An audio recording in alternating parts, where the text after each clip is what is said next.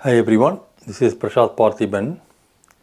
Today I am going to explain the differences between named insured and additional insured. In property and casualty insurance policy documents, in the declaration page, sometime along with named insured, you will see some list of additional insured. So it's very important you know the differences between these two so that you can avoid potential gaps in terms of coverage. Like you cannot think that the named insured will have the equivalent coverage as of additional insured, right? Like no, there are some differences. So having that understanding the differences is going to help you in the long run. First, let's see what do you mean by named insured. Named insured is the primary insured, meaning he or she or the company itself will have full coverage. So whatever the coverage that is listed in the documents, it will all be covered for named insured. Whereas additional insured is more or less going to have only partial liability coverage. Basically, for example, if you have a contractor who is working for a construction company, the contractor will list the construction company as additional insured because if due to the contractor's negligence, if something happens to a third party, we need to make sure the construction company is also covered, right? So that's the reason why we have additional insured.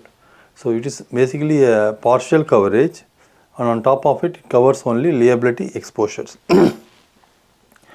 As I told you, because of the fact named insured is kind of broader coverage, they kind of have provisions to do any policy changes, cancellation, anything to increase the coverage or decrease the coverage, anything can be done by named insured.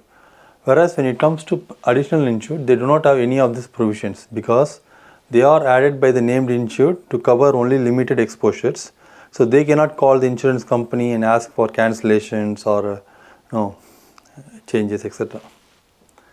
And basically even for premium payments, it will be the named insured's responsibility to pay regular premium, whereas additional insured will not be responsible for the premium payments. And again, in short, basically named insured is one of the primary holder, insurance coverage holder for that policy. Additional insured will be added by the named insured in certain scenarios where they think even the additional insured will also be liable for the liability exposure. That's in short you need to understand. And also any notifications, policy updates will all be sent only to the named insured.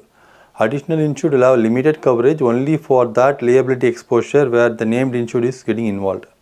Good example, as I told you, is contractor, right? Like if he or she is working on for a new building construction, the contractor will be a named insured, whereas the building owner, where the contractor performs his job, will be additional insured. So that if in case if something that the contractor does that kind of impacts the end customers who is in that location or construction site, even the building owner will be covered.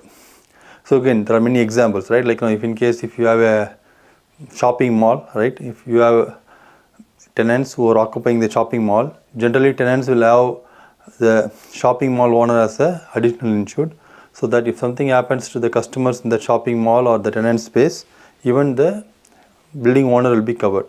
So that is what the pretty much difference between named insured and additional insured in property and casualty insurance. Thank you.